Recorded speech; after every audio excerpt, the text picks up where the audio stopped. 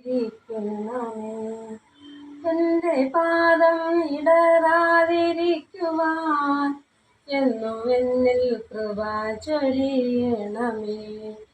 പൂവിലൂറുന്ന പുഞ്ചിരി നീയല്ലോ, പുസ്തകം തരും ജ്ഞാനവും നീയല്ലോ.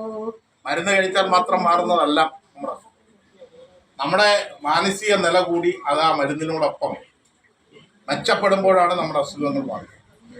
നമ്മുടെ ആരോഗ്യം കൃത്യമായ വ്യായാമത്തിലൂടെയും കൃത്യമായ ജീവിതചര്യയിലൂടെയും നമ്മുടെ ആരോഗ്യം മെച്ചപ്പെടുത്തിയെടുക്കുമ്പോൾ നമുക്ക് അസുഖമില്ലാത്ത ഒരാളായി മാറും.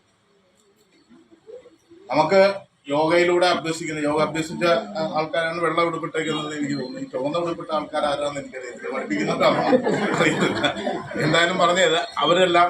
അന്താരാഷ്ട്ര യോഗാ ദിനത്തോടനുബന്ധിച്ചാണ് ഇന്ന് ഇത്തരത്തിലുള്ള ഒരു പരിപാടി നമ്മുടെ മേഖലയിൽ പല സ്ഥലത്തും സംഘടിപ്പിക്കുന്നുണ്ട്. നമ്മുടെ പഞ്ചായത്തിലെ ആയുർവേദ ഹോസ്പിറ്റലിനെയും അതുപോലെ തന്നെ ഹോമിയോ ആശുപത്രിയെയും രണ്ടിനെയും വെൽനസ് സെൻ്ററായിട്ട് ഉയർത്തിയ ഒരു പഞ്ചായത്താണ് നമ്മുടെ ചടയമംഗലം ഗ്രാമപഞ്ചായത്ത്. അതുകൊണ്ട് തന്നെ നമ്മുടെ രണ്ട് ഹോസ്പിറ്റലുകളിലും ഇപ്പോൾ വളരെ നല്ല രീതിയിൽ യോഗയുടെ ക്ലാസ്സുകൾ നല്ല രീതിയിൽ നടക്കുന്നുണ്ട്. ഈ യോഗ ക്ലാസ് എടുക്കുന്ന രണ്ട് ഇൻസ്ട്രക്ടർമാരും യോഗ ഇൻസ്ട്രക്ടർമാർ മാത്രമല്ല, ഡോക്ടർമാർ കൂടിയാണ്. അതുകൊണ്ട് തന്നെ കുറച്ച് നല്ല രീതിയിൽ ഇതിൻ്റെ കാര്യങ്ങൾ താഴെ തട്ടിൽ വരെ എത്തിക്കുന്നതിനുള്ള എല്ലാ ശ്രമങ്ങളും ചെയ്യുന്നുണ്ട്. അതിന് ഏറ്റവും നല്ല രീതിയിൽ പഞ്ചായത്ത് ഭരണസമിതിയും അതോടൊപ്പം തന്നെ നമ്മുടെ ആശാവർക്കർമാരും നല്ല രീതിയിൽ പ്രവർത്തിക്കുന്നുണ്ട്. യോഗയെ സംബന്ധിച്ചെല്ലാം നമുക്ക് ഏകദേശം നമ്മുടെ പൂർവികന്മാരായിട്ടുള്ള ആൾക്കാർ മുതൽ കേട്ട് കേൾവിയുള്ള ഒരു വാക്കാണ്.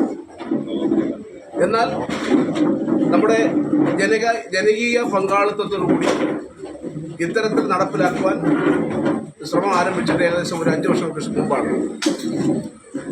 ആ ഏറ്റെടുത്ത ശ്രമത്തെ പൊതുസമൂഹം ആകെ ഉൾക്കൊണ്ടുകൊണ്ട് ഈ പ്രവർത്തനങ്ങളിൽ സജീവമായ പങ്കാളികളാകുവാൻ പൊതുജന സമൂഹം ഒന്നടങ്കം വന്നിരിക്കുന്നു എന്നതിൻ്റെ ഏറ്റവും വലിയ സന്തോഷത്തിലാണ് ചടയമംഗലം ഗ്രാമപഞ്ചായത്ത്. അത് കുറച്ചധികം ഉണ്ട് പറയാൻ.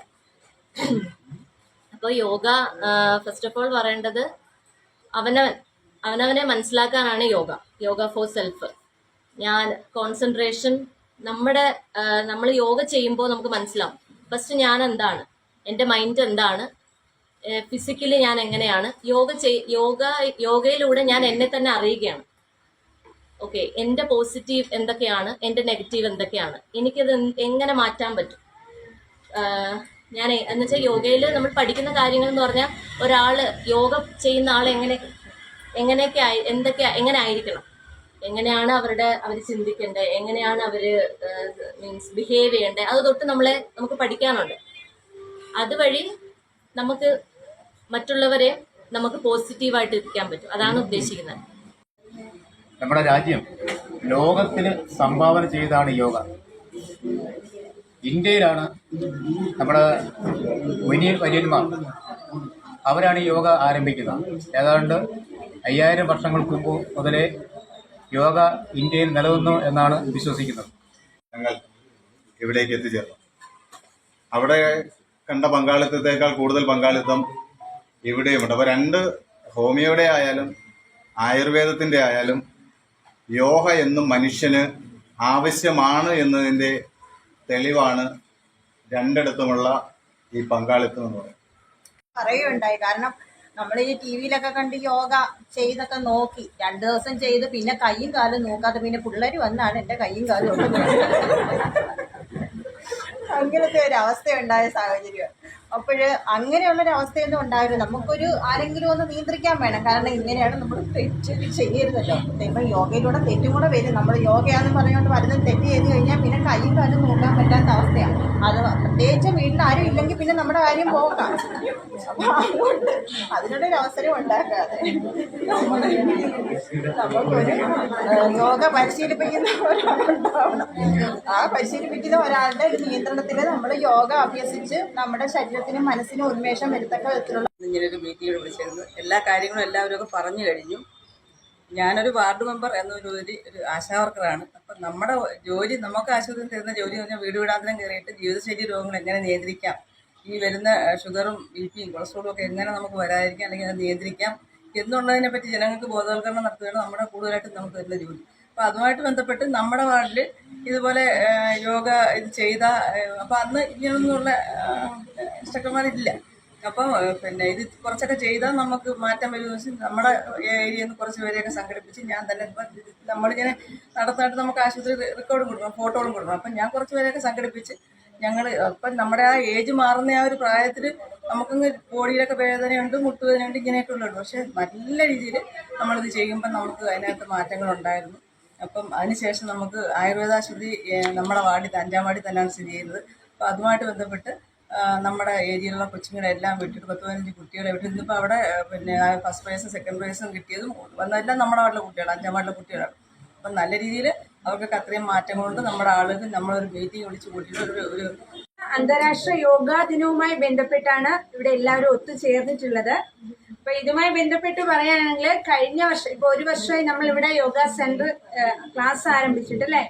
ആദ്യം ക്ലാസ് ആരംഭിക്കുന്നത് നമ്മുടെ കുടുംബശ്രീ ഓഫീസ് ഹാളിലായിരുന്നു. അപ്പൊ അതിനകത്ത് പങ്കെടുത്തിരുന്ന കുറെ പേര് ഇന്നും ഇവിടെ ഉണ്ട്. അപ്പൊ അത് കണ്ടപ്പോൾ തന്നെ വലിയ സന്തോഷം. കാരണം തുടങ്ങിയ അന്ന് മുതൽ ഇന്നും അതേ രീതിയിൽ അത് കൊണ്ടുപോകുന്നുണ്ടെന്ന് അറിഞ്ഞത് വളരെ സന്തോഷം.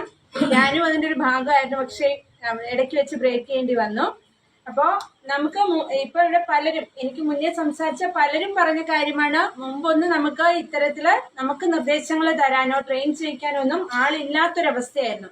എല്ലാവരും യോഗ അഭ്യസിക്കുന്നവര് ഓരോ മേഖലകളിലും ക്ലാസ്സിൽ പങ്കെടുത്തവരാണെന്ന് വിചാരിക്കുന്നു. പിന്നെ നമുക്ക് പഴയതുപോലെയല്ല, മുമ്പൊക്കെ ആണെങ്കിൽ നമുക്ക് യോഗ എന്താണെന്നോ അതിനെക്കുറിച്ച് നമ്മൾ യൂട്യൂബിലൊക്കെ കണ്ടുള്ള ഒരു പരിചയം മാത്രമേ നമുക്കുള്ളായിരുന്നു. അപ്പോൾ നമ്മൾ മനസ്സിൽ തന്നെ വിചാരിച്ചിട്ടുണ്ട് നമുക്കിതുപോലെ ആരെങ്കിലും പറഞ്ഞു തരാൻ ഉണ്ടായിരുന്നെങ്കിൽ നമുക്കും ചെയ്യാമെന്ന് നമ്മൾ മനസ്സിൽ കരുതിയിട്ടുള്ള ഒരവസരം ഉണ്ടായിരുന്നു കുറച്ച് വർഷങ്ങൾക്ക് മുമ്പേ. എന്നാൽ ഇപ്പോൾ ഗ്രാമപ്രദേശങ്ങൾ വരെ കേന്ദ്രീകരിച്ച് നമ്മുടെ ഹോമിയോ ഹോസ്പിറ്റലിലും ആയുർവേദ ഹോസ്പിറ്റലിലും എല്ലാം ഇതിനായിട്ട് ഒരു ഇൻസ്ട്രക്ടറെ തിരഞ്ഞെടുക്കുകയും നമ്മുടെ അധ്യക്ഷൻ ചടയമംഗലം വൈസ് പ്രസിഡന്റ് ശ്രീ രാജു അവർക്കും അദ്ദേഹത്തിനും സാന്നിധ്യം അറിയിച്ചതിന് ഞാൻ സംഘാടക സമിതിയുടെ പേരിൽ നന്ദി അറിയിക്കുന്നു. അതുപോലെ സ്വാഗതം ഇന്ന് ആശംസിച്ച വിഷ്ണുരാജ് മെമ്പർ, ക്ഷേമകാര്യ സ്റ്റാൻഡിംഗ് ചെയർപേഴ്സൺ വിഷ്ണുരാജ് മെമ്പറിനും നന്ദി അറിയിക്കുന്നു സംഘാടക സമിതിയുടെ പേരിൽ. അതുപോലെ ഇന്ന് ആശംസകൾ അറിയിച്ച നമ്മുടെ വാർഡ് മെമ്പർ, പിങ്കു മെമ്പർ, അതുപോലെ റീജ മെമ്പർ, വികസന മെമ്പർ, എല്ലാവരും അവരവരുടെ ലെവലിൽ ഈ പ്രോഗ്രാം ഭംഗിയാക്കി നൽകിയതിന് സംഘാടക സമിതിയുടെ പേരിൽ നന്ദി അറിയിക്കുന്നു. അതേപോലെ നമ്മുടെ മുൻ വൈസ് പ്രസിഡന്റും ബാബുരാജ് മെമ്പറിന് പ്രത്യേകം നന്ദി അറിയിക്കുന്നു. ഇതിലൊരു ഭാഗമായി കഴിഞ്ഞു. 5, 6, 7, 8, 9, 10, 11, 12. ഒന്നുകൂടെ മതി. 1, 2, 3, 4, 5, 6, 7, 8, 9, 10, 11, 12. ശവാസന കിടന്നോ. 2, 3, 4, 5, ആദരണീയനായ വൈസ് പ്രസിഡന്റ് 6, 7, 8, 9, 10. 9, 1, 10. 1, 11.